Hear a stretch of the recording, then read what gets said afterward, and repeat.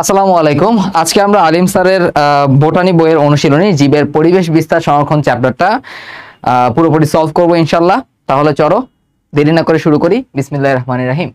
প্রথম প্রশ্নটা কি বলছে যে ওরিয়েন্টাল অঞ্চলের এন্ডেমিক প্রাণী বলতে আমরা কি বুঝি, অথবা ওরিয়েন্টাল অঞ্চলের এন্ডেমিক প্রাণী কোনটি? তাহলে এটার আনসার কোনটা হবে? এটার আনসার হচ্ছে ঘড়িয়াল। ঠিক আছে। সো এই ওরিয়েন্টাল অঞ্চলের আর কোন কোন এন্ডেমিক প্রাণী আছে সেগুলো সম্পর্কে আমাদের কিন্তু জানতে হবে। ওকে, তাহলে এখানে আমাদের একটা নেমোনিক আমরা এখানে মনে রাখতে পারি। আমি নেমোনিকটা এখানে লিখে দিই তোমাদের। মনে রাখবা হচ্ছে নেমোনিকটা হচ্ছে ওরিয়েন্টাল অঞ্চল। ওরিয়েন্টাল অঞ্চলের এন্ডেমিক প্রাণীগুলো হচ্ছে গিলবো, কুমির, চ্যাপা আর ঘাস। ঠিক আছে, গিলবো, কুমির, চ্যাপা আর ঘাস। মাঝে মধ্যে দেখবা যে ওরিয়েন্টাল, তারপর হচ্ছে আর্কটিক, ট্রপিক্যাল, এইসব এলাকার কিন্তু এন্ডেমিক প্রাণীগুলো নিয়ে আমাদের প্রশ্ন আসে। সো এগুলো আমরা একটু নেমোনিক দিয়ে মনে রাখার চেষ্টা করব। সো আমরা প্রথমে হচ্ছে গীতে মনে রাখবো হচ্ছে আমরা গিবন। ঠিক আছে, গীতে কি মনে রাখলাম? গীতে মনে রাখলাম হচ্ছে আমরা গিবন মনে রাখবো। লতে হচ্ছে আমাদের লজ্জাবতী বানর, লজ্জাবতী বানর। বতে হচ্ছে আমার বনরুই, বনরুই। কুমির একটা আছে, আর এই যে রস্যুকারটা দিয়ে আমরা আলাদা মনে রাখবো উরুক্কু ব্যাং। কি মনে রাখবো? উরুক্কু ব্যাং। ঠিক আছে। তারপরে দেখা হচ্ছে চ্যাপার মধ্যে মনে রাখবো হচ্ছে আমরা চ্যাঘা। পাতে মনে রাখবো হচ্ছে আমরা পাঙ্গাস, এবং একই সাথে আমাদের মনে রাখতে হবে পাবদা, মহাশোল। ঠিক আছে। সো পাবদা, মহাশোল, পাঙ্গাস এসব কিন্তু সচরাচর পরীক্ষায় আসে, যে ওরিয়েন্টাল অঞ্চলে এন্ডেমিক প্রাণীর মধ্যে এই জায়গাগুলো ইম্পর্টেন্ট। তারপরে হচ্ছে আমাদের ঘতে মনে রাখতে হবে হচ্ছে ঘড়িয়াল। ঠিক আছে, ঘতে কি মনে রাখবো? আমরা ঘড়িয়াল মনে রাখবো। ওকে। তো কখনো যদি পরীক্ষায় আসে যে এন্ডেমিক মাছ কোনগুলো, তাহলে এখান থেকে আমাদের মনে রাখতে হবে যে পাঙ্গাস, পাবদা, মহাশোল এগুলো হচ্ছে ওরিয়েন্টাল অঞ্চলের এন্ডেমিক মাছ। ওকে। তারপরে যদি ধরো পরীক্ষায় আসে যে এন্ডেমিক অঞ্চলের ওরিয়েন্টাল অঞ্চলের এন্ডেমিক স্তন্যপায়ী, এন্ডেমিক হচ্ছে আমাদের কি রেপটাইল গুলা কোনগুলা? আমাদের ঘড়িয়াল আছে, আর আগে পড়ছিল হচ্ছে কুমির। ঠিক আছে। আর সাথে মনে রাখবো হচ্ছে আমরা সবুজ বুলবুলির কথা মাথায় রাখবো। সবুজ বুলবুলি, সবুজ বুলবুলি এবং হচ্ছে নীলপরি। এই সবুজ বুলবুলি আর নীলপরি এগুলা কি? এগুলা হচ্ছে আমাদের এন্ডেমিক পাখি ওরিয়েন্টাল অঞ্চলের। বুঝতে পারছো? তাহলে আমরা ওরিয়েন্টাল অঞ্চলের এই জিনিসগুলো অবশ্যই মাথায় রাখবো। এরপরে যদি পরীক্ষায় আসে কখনো যে আর্কটিক অঞ্চল, কি বলে? আর্কটিক অঞ্চল। তাহলে তোমাদেরকে অঞ্চলগুলো একটু করে আমি বলে দিই যে ওরিয়েন্টাল অঞ্চলটা আসলে তুমি ধরতে পারো কি, এর মধ্যে 4টা বলয় আছে। একটা হচ্ছে আমাদের ভারতীয় অঞ্চল, তারপরে আসে সিংহলী অঞ্চল। তাহলে ভারতীয় অঞ্চল বলতে সার্কভুক্ত দেশগুলো যেগুলো আছে, ধরো ভারত, পাকিস্তান, বাংলাদেশ, নেপাল, ভুটান, এই জায়গাগুলো। সিংহলী অঞ্চলের মধ্যে শ্রীলঙ্কা পড়ছে, ইন্দোচীনের মধ্যে চায়না পড়ছে, থাইল্যান্ড, ব্যাংকক, ভিয়েতনাম, এই জায়গাগুলো পড়ছে। আর ইন্দো মালয়ের মধ্যে ইন্দোনেশিয়ার কিছু দ্বীপ পড়ছে, মালয়েশিয়ার কিছু দ্বীপ পড়ছে। বুঝতে পারছো? সো এই হচ্ছে ওরিয়েন্টাল অঞ্চলগুলা। আর আর্কটিক অঞ্চল বলতে আমরা বুঝবো হচ্ছে উত্তর আমেরিকাকে, অর্থাৎ আমেরিকা, কানাডা, মেক্সিকো, এই জায়গাগুলো হচ্ছে আর্কটিক। আর ট্রপিক্যাল কোনটা? মনে রাখবা, ট্রপিক্যাল হচ্ছে দক্ষিণ America. Okay. So Brazil, Argentina, Chile, Peru, এই জায়গাগুলো হচ্ছে ট্রপিক্যালের মধ্যে পড়ছে। এরপরে যদি আসি ইথিওপিয়ানটা হচ্ছে আফ্রিকান অঞ্চল নিয়ে, অথবা আফ্রিকান রিজিয়ন নিয়ে মূলত গঠিত। সো আর্কটিক অঞ্চলের এন্ডেমিক প্রাণী কোনগুলো হবে? তো এখানে একটা নেমোনিক মনে রাখবো তোমরা এভাবে, যে কি করছে, তোমার একটা কাকি ছিল, কাকির বাপ মা আছে। ঠিক আছে। সো বাপ মা কাকির বিয়ে দিয়ে পর করে দিল। ঠিক আছে, জাস্ট ফর মেমোরাইজিং পারপাস। ঠিক আছে, বাপ মা কাকির বিয়ে দিয়ে কি করে দিল? পর করে দিল। তাহলে প্রথমে মনে রাখতে হবে হচ্ছে বাপে কি হয়? বাপে মনে রাখতে হবে হচ্ছে আমাদের বাইসন, আর পথে মনে রাখবো আমরা পরকিউপাইন। বাইসন আর হচ্ছে আমাদের পরকিউপাইন। তাহলে বাপে আমরা কোন দুইটা মনে রাখলাম? একটা হচ্ছে বাইসন আর হচ্ছে পরকিউপাইন। তারপরে মাতে মনে রাখতে হবে কি? মাতে মনে রাখবো হচ্ছে মোল ডিয়ার, মোল ডিয়ার মনে রাখতে হবে। কাকির কাতে মনে রাখবো আমরা কালো ভাল্লুক, কালো ভাল্লুক। আর কিতে মনে রাখবো হচ্ছে কিট ফক্স। ওকে। তাহলে প্রথমে আমরা পড়লাম হচ্ছে আমরা বাইসন, তারপরে দেখলাম পরকিউপাইন, এরপরে দেখলাম মোল ডিয়ার, এরপরে দেখলাম কালো ভাল্লুক, কিট ফক্স। এরপরে আসে কোনগুলা? এরপরে আসে হচ্ছে বিতে হচ্ছে বিয়ে 12, বিয়ে 12। এতে হচ্ছে এলিগেটর।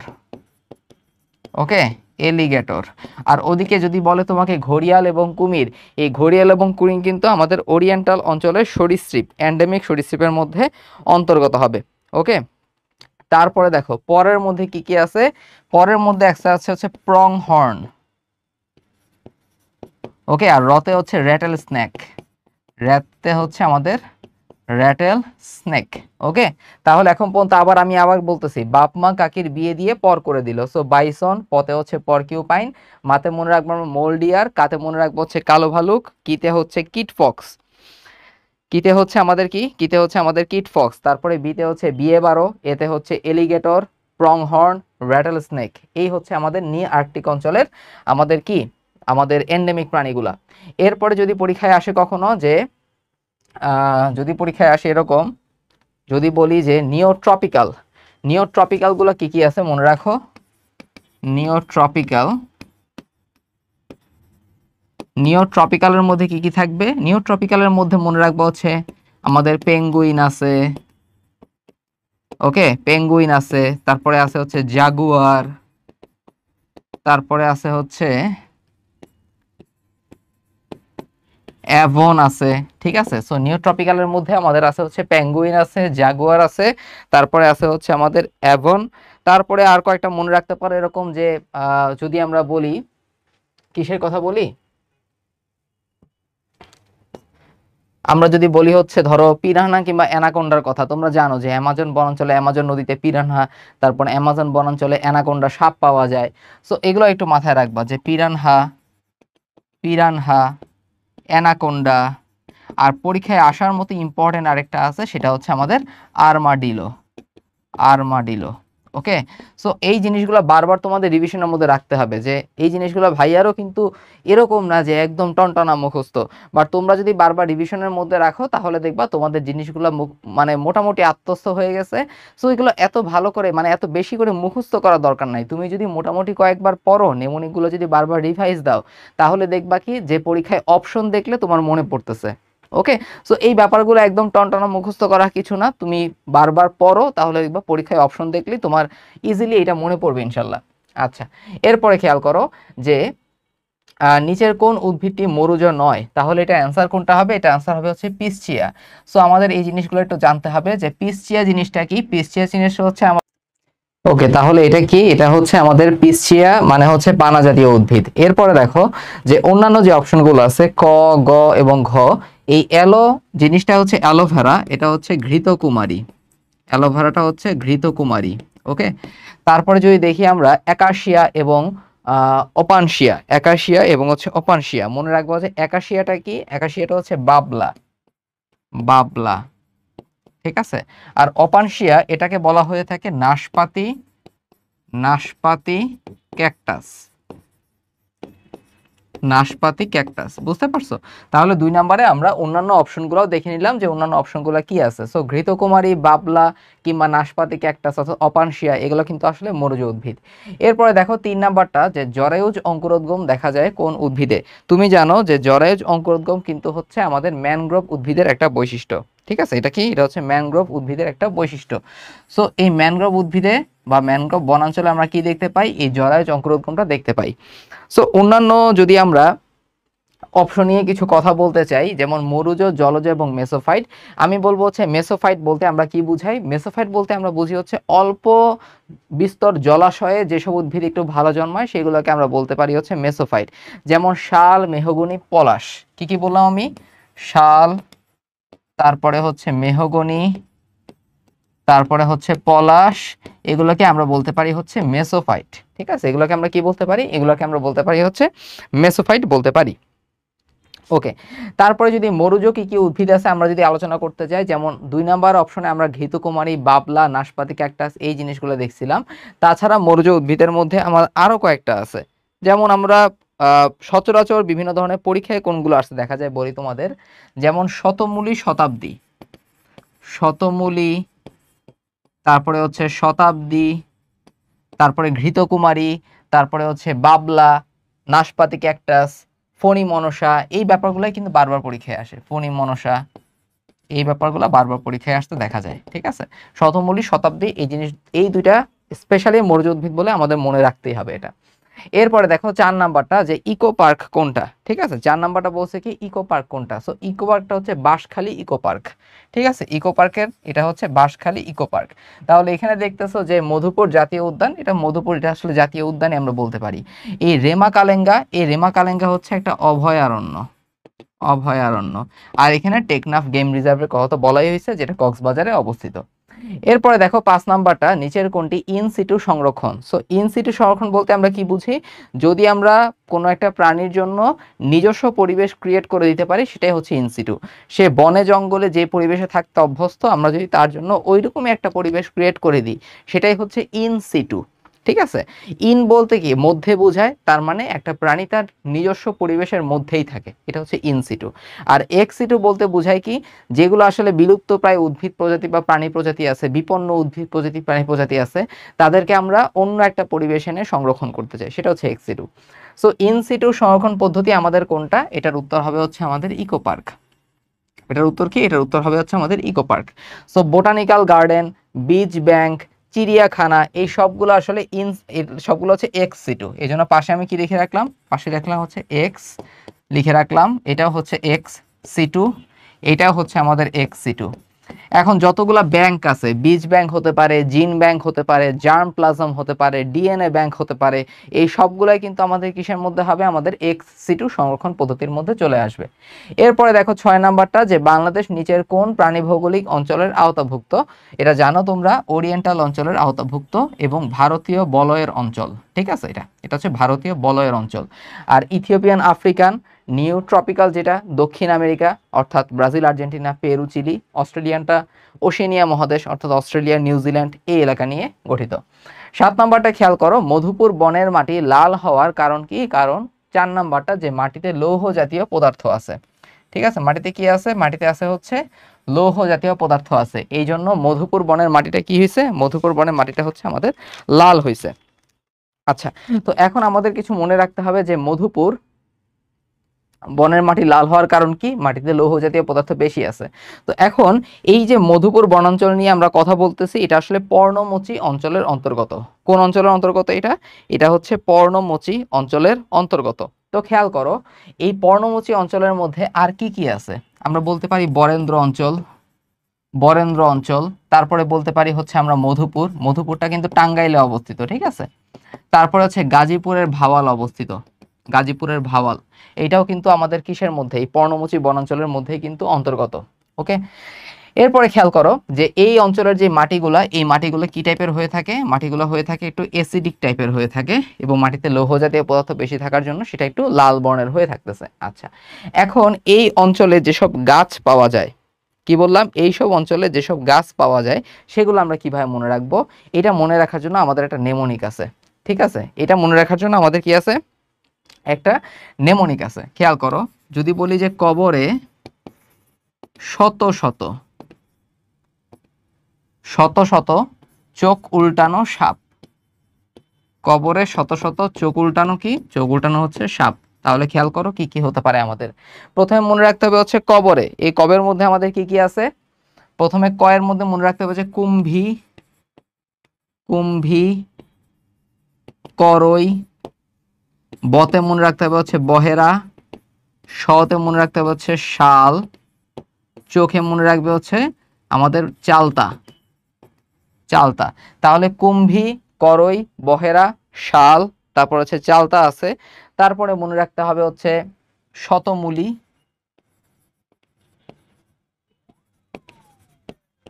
তারপরে উল্টানোর মধ্যে হচ্ছে উল্টানো চণ্ডাল, উল্টানো চণ্ডাল, আর সাপে হচ্ছে আমাদের সর্পগন্ধা, সর্পগন্ধা। ঠিক আছে, মনে থাকবে। তাহলে আমরা দেখলাম যে আমাদের কুম্ভী, করই, তারপরে বহেরা, শাল গাছ, তারপরে চালতা, উল্টানো চণ্ডাল, সর্পগন্ধা। ওকে, এগুলো হচ্ছে আমাদের মধুপুর বনের আশেপাশে আমরা পেতে পারি। এরপরে 8 নাম্বারটা কি বলছে, এক্স সিটু সংরক্ষণ পদ্ধতি কোনটা, এক্স সিটু সংরক্ষণ পদ্ধতি হবে এখানে কোনটা, সেটা হবে হচ্ছে আমাদের সিড ব্যাংক। আমি আগেই বলছিলাম যে ব্যাংক সংক্রান্ত যাই থাকুক না কেন, সেটা তোমরা একদম দাগাই দিতে পারো কি, সেটা এক্স সিটুর মধ্যে হবে। নয় নাম্বারটা মধুটিলা ইকো পার্ক কোথায় অবস্থিত? সো দেখো মধুটিলা ইকো পার্কটা আসলে শেরপুরের নালিতা বাড়িতে অবস্থিত, বা শেরপুরের নলিতা বাড়িতে হচ্ছে অবস্থিত। তো মনে রাখবা যে সবচেয়ে বড় ইকো পার্কটা কোথায়, এটা আসলে কুয়াকাটায় অবস্থিত। ঠিক আছে, এটা মনে রাখতে হবে আমাদের। এরপরে দেখো 10 নাম্বারটা বিলুপ্ত প্রায় উদ্ভিদ কোনটা? বিলুপ্ত প্রায় উদ্ভিদ বলা হয়ে থাকে তালিপামকে। বিলুপ্ত প্রায় উদ্ভিদ বলা হয় কাকে? সেটা হচ্ছে আমাদের তালিপামকে আমরা বলে থাকি বিলুপ্ত প্রায় উদ্ভিদ। তো বিলুপ্ত প্রায় উদ্ভিদগুলা কি কি আছে মনে রাখতে হবে হচ্ছে আমাদের কোরা বোতাম। কি দিয়ে মনে রাখবো আমরা? কোরা বোতাম দিয়ে মনে রাখতে পারি। কোতে হচ্ছে কি? কতে হচ্ছে করুদ। ঠিক আছে, কতে কি? কতে হচ্ছে করুদ। এদিকে তাতে কি পড়ছো? তাতে পড়ছো হচ্ছে তালিপাম। তারপরে মতে হচ্ছে মল্লিকা ঝাজি। মল্লিকা ঝাজি। বতে হচ্ছে বহেরা। ঠিক আছে, তাহলে আমরা পড়লাম করুদ, তারপরে পড়লাম হচ্ছে আমরা তারপরে আমরা পড়লাম কি? তালিপাম পড়লাম, মল্লিকা ঝাজি পড়লাম, তারপরে হচ্ছে রাতে কি হবে? রাতে হবে হচ্ছে রোটেলা। ঠিক আছে, রাতে কি হবে? রাতে হবে হচ্ছে আমাদের রোটেলা। রোটেলা। রাতে হবে হচ্ছে আমাদের রোটেলা। রোটেলা। রোটেলা। ওকে। আর বোতে মনে রাখতে হবে কি? বোতে মনে রাখতে হবে হচ্ছে বড়লা। বড়লা মনে রাখতে হবে, বড়লা। সো একটা ব্যাপার কি, এই নেমোনিক গুলা একটাই উপায়, সেই নেমোনিক গুলা তোমার বারবার প্র্যাকটিস করতে হবে। সো বইয়ের পাশে অবশ্যই লিখে রাখবা। যদি বইয়ের পাশে লিখে রাখো তাহলে দেখবা বারবার রিভিশন হচ্ছে। আর যদি মনে করো যে ভাইয়ার ক্লাস দেখে জাস্ট এখানে রেখে দিছো, তাহলে দেখবা এই পড়াগুলো কিন্তু মানে তোমার আত্মস্থ হয় নাই। সো নিজের আত্মস্থ করার জন্য অবশ্যই বারবার নেমোনিক গুলো রিভাইজ দিবা, বইয়ে লিখে রাখবা, তাহলে বেস্ট হবে। অথবা কোনো একটা খাতায় কোনো একটা পেজে লিখে তুমি পেপার গ্লু দিয়ে লাগাই রাখতে পারো, এটাও ভালো হয়। স্টিকি নোট দিয়ে ইউজ করতে পারো। এরপরে দেখো 11 নাম্বারটা, সর্বপ্রথম প্রজাতি শব্দটি ব্যবহার করেন কোন বিজ্ঞানী? সেটা হবে জন রে। জন রে সর্বপ্রথম প্রজাতি শব্দটা কি করছেন? ব্যবহার করছেন। আর আর্নেস্ট মায়ার কি করছেন? তিনি সংজ্ঞায়িত করছেন। প্রজাতি শব্দটাকে সংজ্ঞায়িত করছেন হচ্ছে আর্নেস্ট মায়ার। ডিএনএ বারকোডিং কোন জিন দ্বারা প্রাণীর প্রজাতি শনাক্ত করা হয়? মনে রাখতে হবে সিওআই জিন দ্বারা। এই সিওআই জিন এটা আসলে একটা মাইটোকন্ড্রিয়াল জিন। এই মাইটোকন্ড্রিয়াল জিন দ্বারা আমরা প্রাণীর প্রজাতি শনাক্ত করতে পারি। অন্যদিকে মনে রাখতে হবে যে এই যে ম্যাটকে এবং আরবিসিএল জিন, এগুলো আমরা পাই হচ্ছে উদ্ভিদের ক্লোরোপ্লাস্টে। এগুলো দ্বারা আমরা উদ্ভিদের ক্লোরোপ্লাস্টে আমরা পেয়ে থাকি। উদ্ভিদের ক্লোরোপ্লাস্টে আমরা জিনগুলো পেয়ে থাকি। তারপরে হচ্ছে আরএনএ জিন, এটা দ্বারা আমরা প্রোক্যারিওট শনাক্ত করতে পারি। ক্যারিওট শনাক্ত করতে পারি। ওকে। তারপরে দেখো 13 নম্বরটা, যে কোনটি বাস্তুতন্ত্রের জৈব উপাদান? মনে রাখতে হবে যে মুক্ত প্রোটিন আছে, এটা অবশ্যই হচ্ছে জৈব উপাদান। এর পাশাপাশি আমাদের যে কার্বোহাইড্রেট, তারপরে আছে হচ্ছে লিপিড, তারপরে আসবে হচ্ছে হিউমাস, এগুলো কিন্তু আমাদের জৈব উপাদান। ওকে। 14 নাম্বারটা, কোনটি খাদ্য শৃঙ্খলের মাধ্যমিক খাদক? মাধ্যমিক খাদক হচ্ছে আমাদের সাপ। তো সঙ্গে আমাদের মনে রাখতে হবে কি, যে ব্যাঙ এবং সাপ এই দুইটা নরমালি মাধ্যমিক খাদক হিসেবে আমাদের বইতে উল্লেখ করা আছে। ওকে। আর এই পতঙ্গ যেটা, এরা হচ্ছে প্রাথমিক খাদক, কারণ তারা লতা পাতা মূলত খেয়ে থাকে। তৃণভোজী মাছ, তারা লতা পাতা বা উৎপাদক খেয়ে থাকতেছে, এই জন্য প্রাথমিক খাদক। অন্যদিকে বাঘ যারা আছে সেটা হচ্ছে চূড়ান্ত খাদক আমরা বলতে পারি। সো কোনটি খাদ্য শৃঙ্খলের শিকলের চূড়ান্ত খাদক? উত্তর হবে হচ্ছে আমাদের বাঘ। এর পাশাপাশি বইয়ে আরো লেখা আছে ঈগল এবং শিয়ালের কথা। ঈগল এবং শিয়ালের কথা বইতে লেখা আছে। ওকে। আচ্ছা, তারপরে দেখো 16 নাম্বারটা, কোনটি বাস্তুতন্ত্রের বিয়োজক নয়? সো বাস্তুতন্ত্রের বিয়োজক নয় কোনটা? উত্তর হবে শৈবাল। উত্তর হবে কি? উত্তর হবে শৈবাল। এই জায়গাটায় অনেক সময় তোমরা কনফিউজ হতে পারো হচ্ছে পতঙ্গের দ্বারা, বাট বইতে স্পষ্ট লেখা আছে পতঙ্গ, মৃতজীবী ছত্রাক, ব্যাকটেরিয়া, এই সবগুলাই কিন্তু আসলে বিয়োজক শ্রেণীর অন্তর্গত। ওকে, ডিকম্পোজার শ্রেণীর অন্তর্গত। বাট শৈবালটা হচ্ছে উৎপাদক। শৈবালের পাশাপাশি উৎপাদক হিসেবে আমরা আর কি কাকে কাকে পাই? আমরা পাই হচ্ছে সায়ানো ব্যাকটেরিয়াকে। Cyano bacteria. তারপরে পাবো হচ্ছে ডায়াটম। ওকে, সায়ানোব্যাকটেরিয়া, ডায়াটম, এগুলো হচ্ছে আমাদের উৎপাদক হিসেবে। তারপর হচ্ছে পানা, টোপা পানা, কচুরি পানা, এগুলো উৎপাদক হিসেবে আমরা ব্যবহার করতে পারি। কোন বিজ্ঞানী ইকোলজিক্যাল পিরামিড সম্পর্কে প্রথম ধারণা দেন? কোন বিজ্ঞানী ইকোলজিক্যাল পিরামিড সম্পর্কে প্রথম ধারণা দেন? এটার উত্তর হবে হচ্ছে এলটন। এলটন সর্বপ্রথম ইকোলজিক্যাল পিরামিড সম্পর্কে বা বাস্তুতান্ত্রিক পিরামিড সম্পর্কে প্রথম ধারণা দেন। সো এই পিরামিডগুলো তোমরা জানো যে সংখ্যার পিরামিড হতে পারে, জীবভর ভিত্তিক পিরামিড আমরা করতে পারি, কিংবা শক্তির পিরামিডও কিন্তু আমরা আলোচনা করে থাকি। 18 নাম্বার, বাস্তুতন্ত্রের শক্তি স্থানান্তরের 10% সূত্র কে প্রদান করে থাকেন?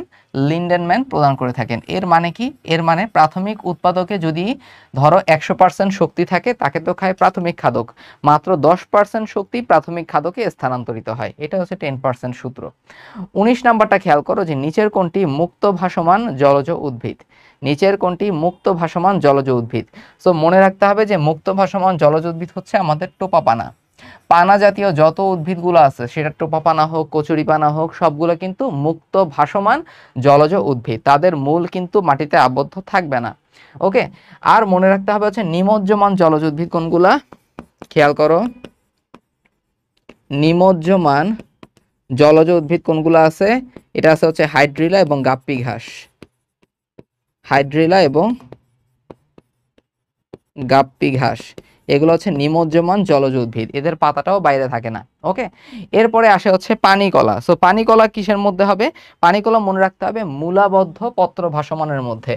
পানি কলা কিসের মধ্যে? মূলাবদ্ধ পত্র ভাসমানের মধ্যে। সো মূলাবদ্ধ পত্র ভাসমান, পাতাটা ভাসবে, মূলটা মাটিতে আবদ্ধ থাকবে। এটার মধ্যে আছে পদ্ম এবং শাপলা। পদ্ম আছে, যত জায়গায় পদ্ম থাকবে, পদ্ম, শাপলা, পানিকলা, এগুলো হচ্ছে আমার মুক্ত ভাসমান মূলাবদ্ধ পত্র ভাসমান উদ্ভিদ হবে। অপরদিকে যদি তুমি বলো যে উভচর উদ্ভিদ কোনগুলা, খুব ইম্পর্টেন্ট, সেটা হচ্ছে উভচর উদ্ভিদ কোনগুলা। সো এটা বলে রাখতে হবে হচ্ছে ধান, তারপর হচ্ছে হেলেঞ্চা, হেলেঞ্চা, তারপরে হচ্ছে নুনিয়া শাক। ধান, হেলেঞ্চা, নুনিয়া শাক, শুষ্নীলতা। ঠিক আছে, ধান, হেলেঞ্চা, নুনিয়া শাক, শুষ্নীলতা, এগুলো হচ্ছে আমাদের কি? এগুলো হচ্ছে উভচর উদ্ভিদ। 20 নাম্বারটা খেয়াল করো, ফ্লিপার এবং ব্লাবার পাওয়া যায় কোন ধরনের প্রাণীতে? ফ্লিপার বলতে আমরা কি বুঝি? ফ্লিপার বলতে আমরা বুঝি ধরো আহ কিছু জলজ স্তন্যপায়ী প্রাণী আছে, ঠিক আছে, তাদের কি থাকে? তাদের হচ্ছে সাঁতার কাটার জন্য দুই পাশে এরকম পাখনা থাকে, এগুলোই হচ্ছে মূলত ফ্লিপার। আর ব্লাবারটা কিরকম? ব্লাবারটা হচ্ছে যে ত্বকের নিচে যে চর্বির যে স্তরটা থাকে, যেটা তাদের টেম্পারেচারটাকে প্রিজার্ভ করতে হেল্প করে, সেটা হচ্ছে ব্লাবার। ওকে, সো এটা হচ্ছে জলজ স্তন্যপায়ী প্রাণীর কি বৈশিষ্ট্য।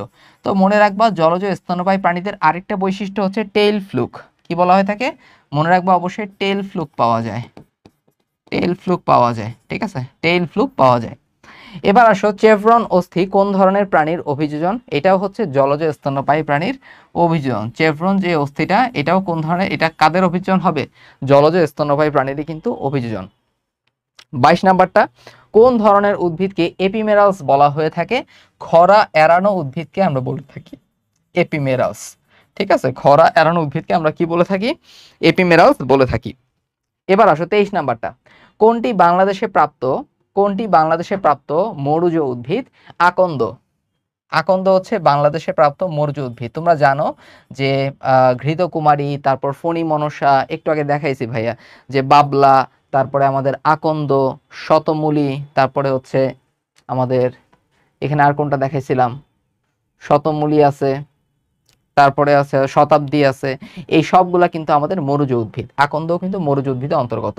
অপরদিকে শাল, তারপর হচ্ছে পলাশ আর মেহগুনি, এগুলো হচ্ছে মেজোফাইট টাইপের উদ্ভিদ। ওকে, এবার আসলে 24 নাম্বারটা, জরায়ুজ অঙ্কুরোদ্গম কোন ধরনের উদ্ভিদের বৈশিষ্ট্য? এটা একটু আগেও সলভ করে আসছো যে এটা ম্যানগ্রোভ বনাঞ্চলের উদ্ভিদের একটা বৈশিষ্ট্য। কোন ধরনের মাটিকে পার্মাফ্রস্ট বলা হয়ে থাকে? পার্মাফ্রস্ট বলা হয়ে থাকে বরফ শীতল মাটিকে। এই ফ্রস্ট মানেই হচ্ছে ফ্রস্ট বাইট, শীতের জন্য এক ধরনের মানে বার্ন হয়ে থাকে, সেটাকে বলা হয়ে থাকে ফ্রস্ট বাইট বলা হয়ে থাকে, বুঝছো? সো সেখান থেকে ফ্রস্ট কথাটা আসছে। পার্মাফ্রস্ট এটা বরফ শীতল মাটি, এবং এটা তুন্দ্রা বায়োমের অন্তর্গত, অর্থাৎ বরফাচ্ছাদিত যে পরিবেশ, সেই বায়োমের অন্তর্গত হচ্ছে আমাদের তুন্দ্রা বায়োম। এখানে আমরা পার্মাফ্রস্ট বলে থাকি এটার মাটিকে। কোন বনাঞ্চলকে নর্থ উড বলা হয়ে থাকে? নর্থ উড বলা হয়ে থাকে তৈগা বনাঞ্চলকে। এই তৈগা বনাঞ্চলটা কোথায় অবস্থিত? যুক্তরাষ্ট্রের উত্তরাঞ্চলে অবস্থিত। উত্তর মানে হচ্ছে নর্থ, এজন্য এটাকে বলা হয়ে থাকে নর্থ উড। 28 নাম্বারটা খেয়াল করো, পুকুর এবং হাওরে নিচের কোন অঞ্চল থাকে না? তো খেয়াল করো, পুকুর এবং হাওরে আমরা তিনটা অঞ্চল পেয়ে থাকি। লিটোরাল অঞ্চলটাকে বলা হয় বেলা অঞ্চল, লিমনেটিককে বলা হয় অগভীর অঞ্চল, অগভীর অঞ্চল, এবং প্রোফান্ডাল হচ্ছে গভীর অঞ্চল, গভীর অঞ্চল। সো অন্তর্গত কোনটা হবে না? অন্তর্গত হচ্ছে আমাদের ফোর্টিক অঞ্চলটা অন্তর্গত না। আমাদের লিটোরাল, লিমনেটিক এবং প্রোফান্ডাল এই তিনটা অঞ্চল আমরা পুকুর কিংবা হাওরে পেয়ে থাকি খুব অ্যাভেলেবলি। এরপরে দেখো 29 নাম্বারটা, যে মোহনা অঞ্চলে লবণাক্ততা কতটুকু হয়? 0.5 থেকে 3.5%। মনে রাখতে হবে যে মোহনা অঞ্চলের যেই পরিবেশটা থাকে সেই পরিবেশটা অধিক উৎপাদনশীল হয়ে থাকে, এবং মোহনা বলতে আমরা নর্মালি স্বাদু পানি এবং সামুদ্রিক অঞ্চলের একটা মিলন স্থলকে আমরা বলে থাকি হচ্ছে মোহনা। ওকে, এরপরে দেখো প্লাটিপাস এবং ক্যাঙ্গারু আসলে কোন অঞ্চলে পাওয়া যায়? প্লাটিপাস এবং ক্যাঙ্গারু এই দুইটা পাওয়া যাবে হচ্ছে আমাদের অস্ট্রেলিয়ান অঞ্চলে পাওয়া যায়। এবং একই সাথে তোমরা একটা জিনিস মনে রাখবা যে আরও কিছু প্রাণী আমরা এই অস্ট্রেলিয়ান অঞ্চলে আমরা পেয়ে থাকি, যেমন বলতে পারি আমরা কিউই, কিউই, তারপরে bird of paradise, bird of paradise, এগুলোও কিন্তু আমরা অস্ট্রেলিয়ান অঞ্চলে পেয়ে থাকি। ক্লিয়ার? সো প্লাটিপাস, ক্যাঙ্গারু, তারপরে হচ্ছে কিউই, বার্ড অফ প্যারাডাইস, এই সবগুলোই আসলে আমাদের অস্ট্রেলিয়ান অঞ্চলের অন্তর্গত প্রাণী। ওকে, আচ্ছা, তারপরে দেখো 31 নাম্বারটা, নিচের কোনটি সুন্দরী গাছের বৈজ্ঞানিক নাম? সবাই জানো, হেরিটিয়ারা ফর্মস। হেরিটিয়ারা ফর্মস হচ্ছে সুন্দরী গাছের বৈজ্ঞানিক নাম। বাকি নামগুলো আমাদের একটু জেনে রাখা জরুরি। যেমন আমি যদি বলে থাকি যে আমাদের এই অ্যাজাডিরাক্টা ইন্ডিকা, সো আমি মনে রাখতাম জাস্ট আজাদ। আজাদ হচ্ছে নিম ডাল দিয়ে দাঁত মাজে।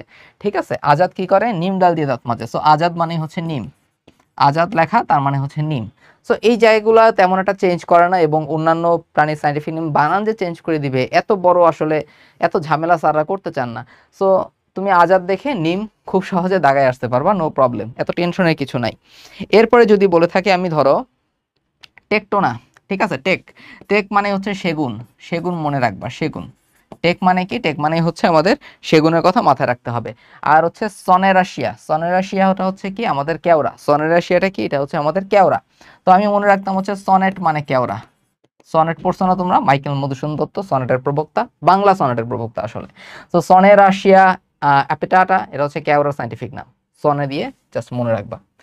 32 নাম্বারটা, নিচের কোন দুটি আসলে ওরিয়েন্টাল অঞ্চলের এন্ডেমিক মাছ? তোমরা একটু আগে এটা পড়ছো যে মহাশোল এবং চ্যাগা।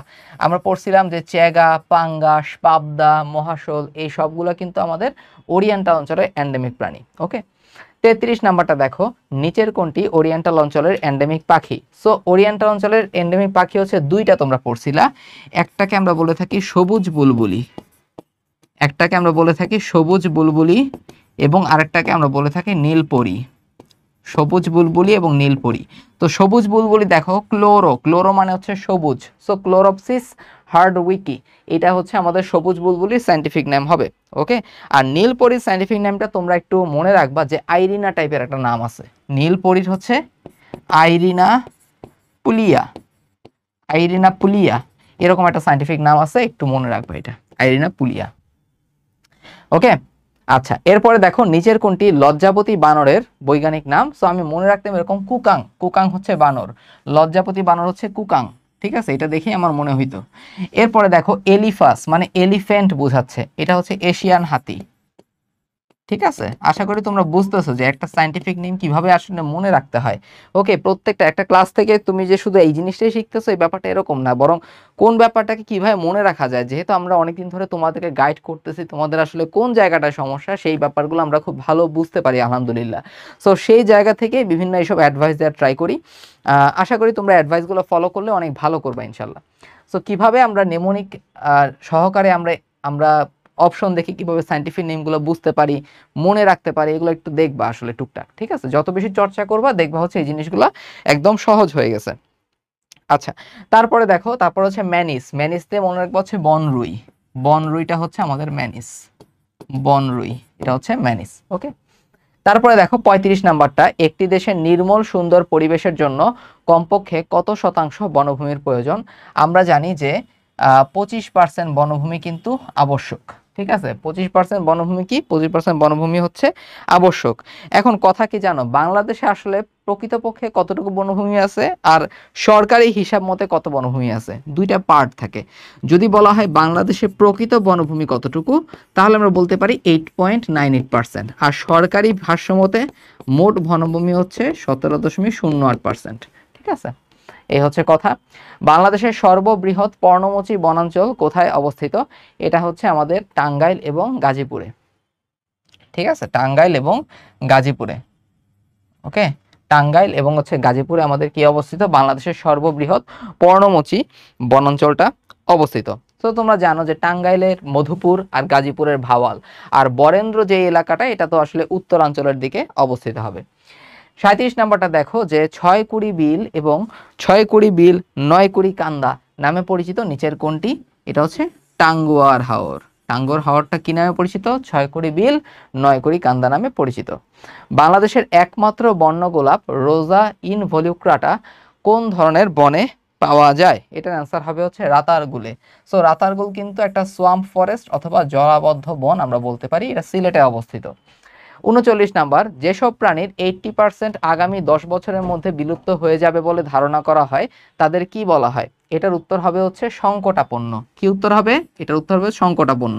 তাহলে সংকটাপন্ন উদ্ভিদগুলোর 80% আগামী 10 বছরের মধ্যে বিলুপ্ত হয়ে যাবে বলে ধারণা করা হয়। বিপন্নর ক্ষেত্রে আমরা বলে থাকি 50% আগামী 10 বছরের মধ্যে বিলুপ্ত হয়ে যাবে।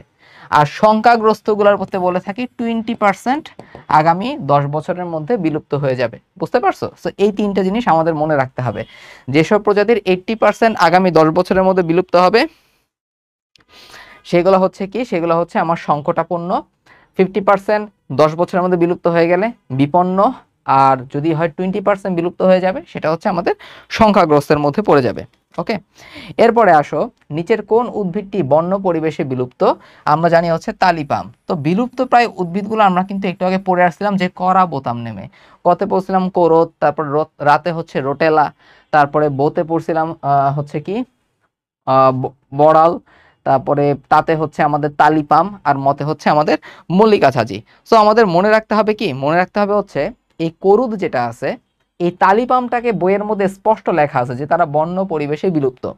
আর যখন এই কোরদের আলোচনা আসছে, এই কোরদকে বলা হয়েছে তারা সংখ্যাগ্রস্তের মধ্যে অন্তর্গত, অর্থাৎ তারা হচ্ছে ভালনারেবল।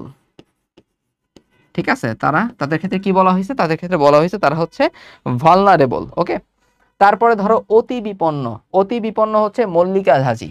এই মল্লিকা ঝাঁঝিকে বলা হয়েছিল অতি বিপন্ন। আর অতি বিপন্ন জলজ হচ্ছে রোটেলা।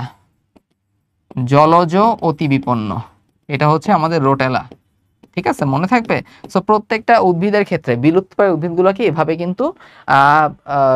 কিন্তু মানে একদম কি করা হয়েছে, স্পেসিফিক ভাবে বলা হয়েছে বইয়ের মধ্যে। সো খুব সাবধান। রাজশকুন থ্রেটেন্ড স্পিসিসের প্রধান কারণ কোনটা? এটা একদম আলিম স্যারের বইয়ে ডিরেক্ট লাইন দেয়া যে কৃমিনাশক ডাইক্লোফেনের জন্য রাজশকুনকে বলা হয়ে থাকে তারা থ্রেটেন্ড স্পিসিসের মধ্যে পড়ছে। ওকে, 42 নাম্বারটা দেখো যে পাবলাখালী অভয়ারণ্য কোথায় অবস্থিত? পাবলাখালী অভয়ারণ্য কোথায় অবস্থিত?